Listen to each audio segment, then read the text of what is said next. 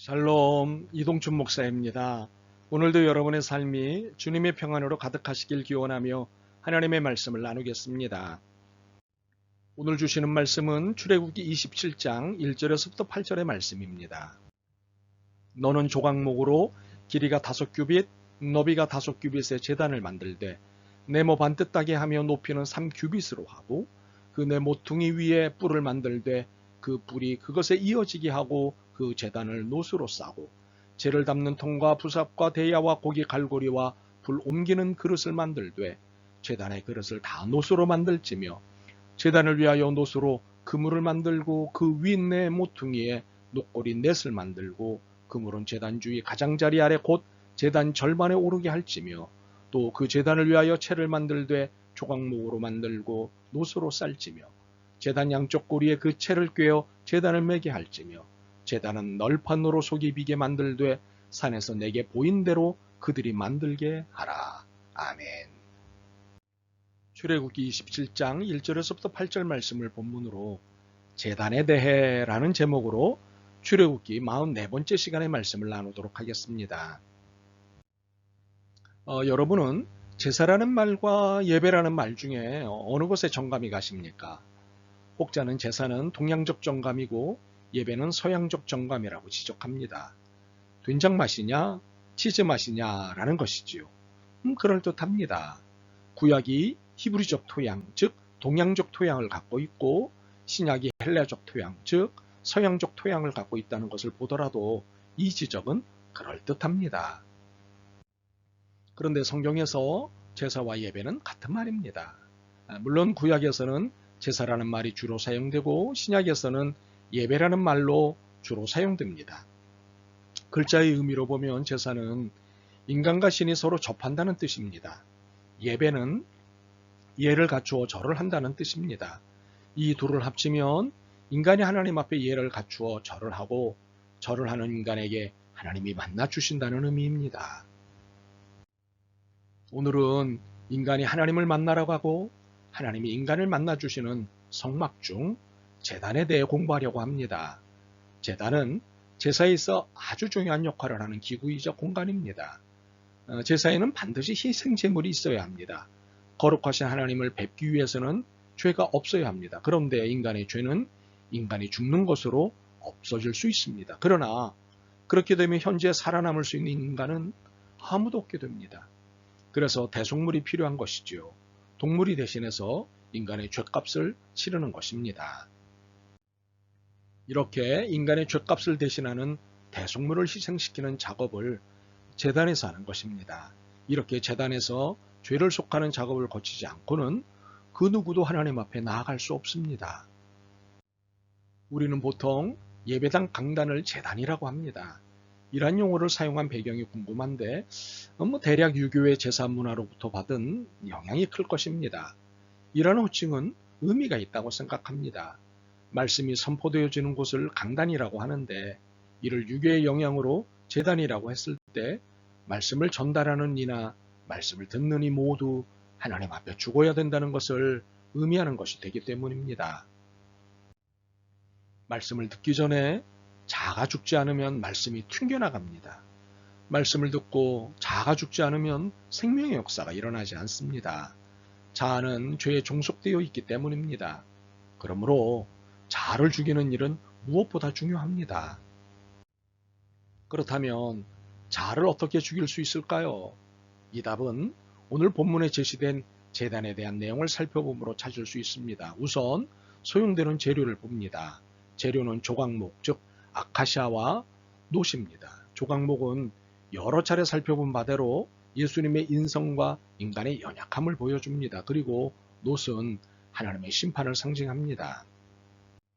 조각목으로 길이 225cm, 너비 225cm, 높이 140cm의 크기의 제단을 만들고 그것을 전부 노수로 쌉니다. 그리고 조각목으로 채를 만들고 그것을 노수로 쌉니다. 그런데 제단용 금을 재를 담는 통, 부삽, 대야, 고리, 갈고리, 불 옮기는 그릇 등도 모두 노수로 만듭니다. 제단에 쓰이는 모든 기구들은 다 노수로 만들어야 합니다. 왜 그럴까요? 하나님의 심판이 임하는 곳이기 때문입니다. 죄가 소멸되는 곳이기 때문입니다. 죄는 결코 하나님 앞에 설 수가 없기 때문에 반드시 해결해야 합니다. 그래서 제단이 필요하고 희생제물이 그 제단 위에서 하나님의 심판으로서의 불살라짐이 되어야 합니다. 이로써 죄는 소멸되지요. 자아를 죽이는 것, 이는 불같은 성령으로서 죽여야 합니다. 불같은 성령의 힘을 입어 자아는 죽을 수 있습니다. 우리의 자아는 죄의 속성 중에 있기 때문에 우리의 힘으로는 결코 죽지 않습니다. 그 어떤 노력으로도 죽지 않습니다. 잠시 죽은 척 할 뿐입니다. 그러므로 성령님의 불길로만 태울 수 있고 깨끗하게 될 수 있습니다. 희생제물이 다 불에 태워지고 나서야 성소에 들어갈 수 있습니다. 이렇듯 자아가 죽지 않으면 성소에 들어갈 수 없습니다. 하나님의 은혜를 만날 수 없습니다. 말씀을 듣기 위해서는 자아가 죽어야 합니다. 그리고 생명을 얻으려면 자아가 죽어야 합니다. 그래서 성령의 불을 받아야 하는 것입니다. 죄 중에 있는 자아를 태워 죽이고 하나님의 은혜와 능력으로 채워지도록 성령의 불을 받아야 합니다. 참으로 우리는 죽어야 삽니다. 죽음 없인 살 수 없지요. 많은 사람들이 예수님만 죽이고 자신은 죄사함 받은 것만으로 끝내려고 합니다. 그러나 십자가는 예수님만 지고 죽으시는 곳이 아닙니다. 나도 십자가를 지고 십자가에서 죽어야 합니다. 마태복음 16장 24절에서 25절입니다. 이에 예수께서 제자들에게 이르시되 누구든지 나를 따라오려거든 자기를 부인하고 자기 십자가를 지고 나를 따를 것이니라. 누구든지 제 목숨을 구원하고자 하면 잃을 것이요 누구든지 나를 위하여 제 목숨을 잃으면 찾으리라. 이번에는 요한복음 12장 24절에서 25절입니다.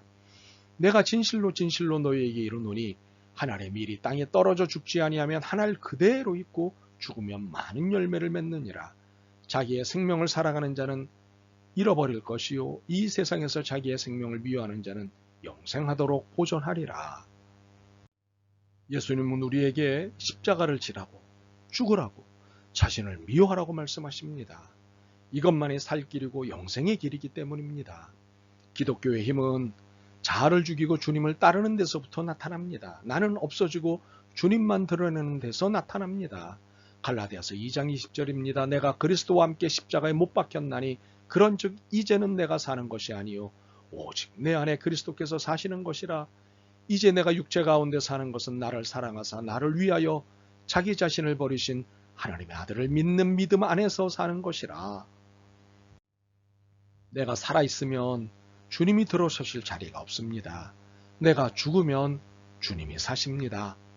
하덕규 씨의 노래 중 가시나무란 노래가 이를 잘 표현하고 있습니다. 내 속엔 내가 너무도 많아 당신의 쉴 곳 없네.